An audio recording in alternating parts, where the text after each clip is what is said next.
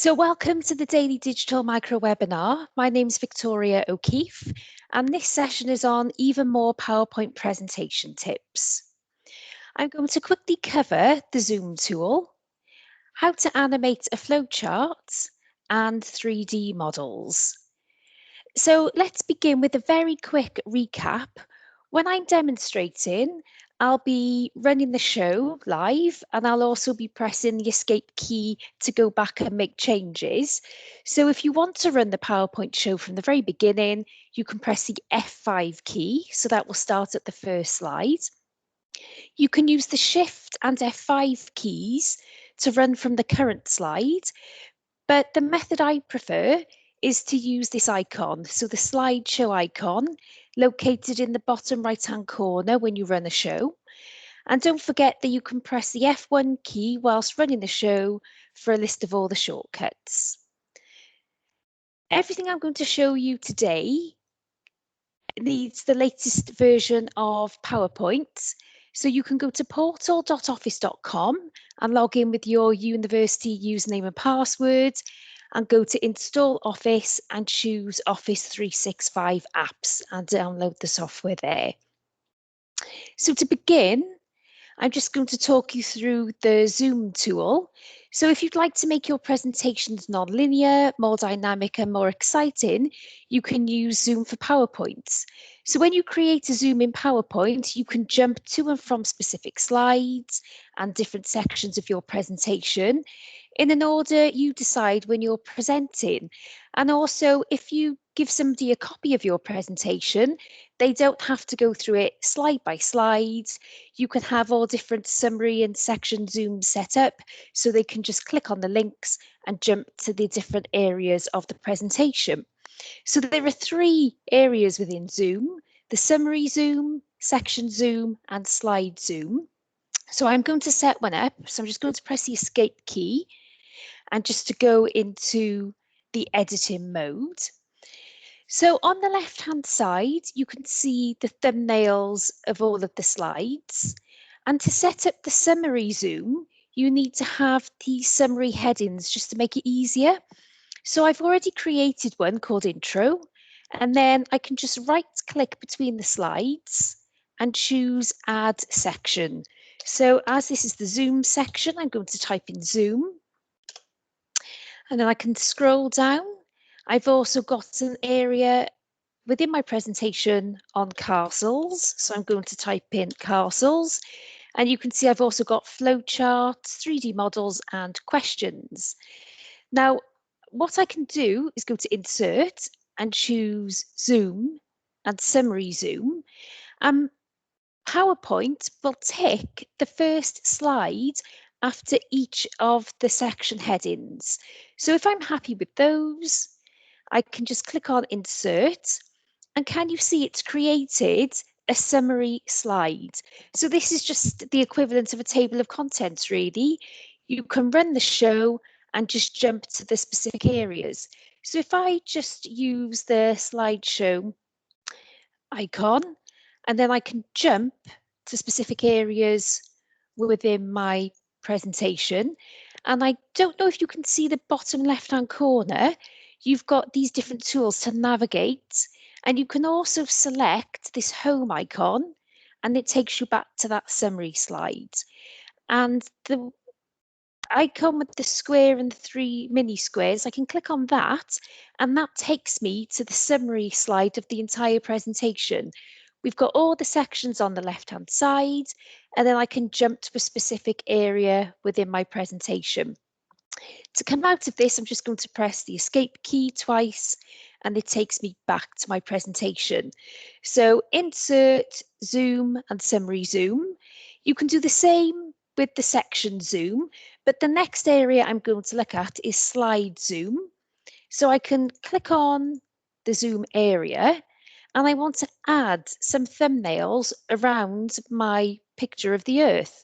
So all I need to do is go up to Zoom, Slide Zoom, and choose the slides I'd like to appear and insert.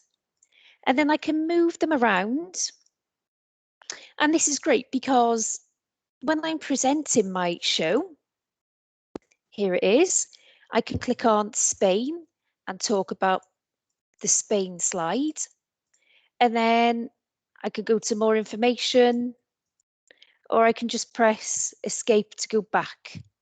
So you can jump over, you don't have to go through all of the sections.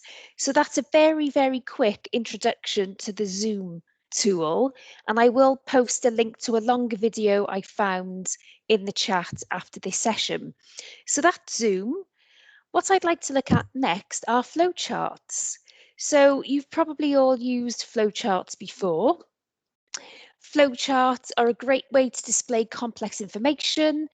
However, you might not want to show an entire flowchart at once. You might want each point to come in at a particular time so you can discuss them verbally and go into detail. So if I just run this flowchart, there's my flowchart, and it's really difficult to break up each of the sections. But if I go in and show you the animated flowchart, I can talk about the start process. We can talk about making a decision. So what happens if the answer is yes or if the answer is no? And I can also hide and animate each of these specific elements. So if you wanted to add a piece of a flowchart, make sure you go to Insert, Shapes, and there's an entire flowchart area here. When you hover, it will tell you what they are. And then to animate them, I'm just going to left click on Start, and you can see the dots around the start. And I press the Shift key, and it will also select my arrow. So then I can go up to Animations. Sometimes the animations pane is missing, but I always like to have my animations pane visible. There it is. And I just choose Appear and Start and the first arrow and numbered 1, which means they'll come in first. And then I can choose Process, the Shift key, choose the arrow, and carry on with the yes, make a decision, the arrow, appear, go through each of these different sections, and just appear. And now when I run it, I click, there's my start. I can talk about this. I can talk about the start process. I can talk about making a decision, and I've done this quickly, you can see. Talk about what happens if you choose yes, and so on. So that's the difference between using an animated and an unanimated slide. And finally, we're going to look at 3D models. This is just to really engage your audience. So instead of using boring pictures, you can go up to Insert and choose 3D models. And I'm going to look for an online source. So here you have all the different sections, but I'm just going to type in drone. I know what I'm looking for. And I'm going to click on the drone and choose Insert. And then within a few seconds, the drone will insert into your slide and you can move it around. And up here in the ribbon, we have the 3D model views. So there are lots of different views you can choose. And I'm just going to choose animations. And if you notice, with the 3D models, they have their own set of animations. So we have arrive, turntable, swing, jump and turn, and leave. So I'm going to choose turntable for this. And when I run from the current slide, here's my drone, but I can just left click on it and you can see it turns around as I've chosen the turntable. Straight away, this makes the boring PowerPoint really interesting, really engaging, and you can discuss all the different parts of the drone. Some other categories that you can use chemistry.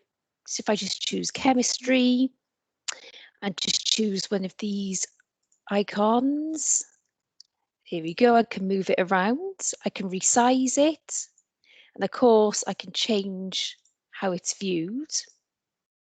There we go, I'm going to choose animate and jump and turn. And then for my final one, anyone who knows me will know what I'm going to choose next. My favourite animal, cats. So I'm just going to choose a cat. There we go. There's the cat. Again, you can choose the view. And if I go to animations, there we go. I'm going to animate it and I'm just going to run this. Go to click on my drone, click on the cat. Oh, and click on, sorry. There we go. So this just to add a little bit of fun. So I'm going to stop the recording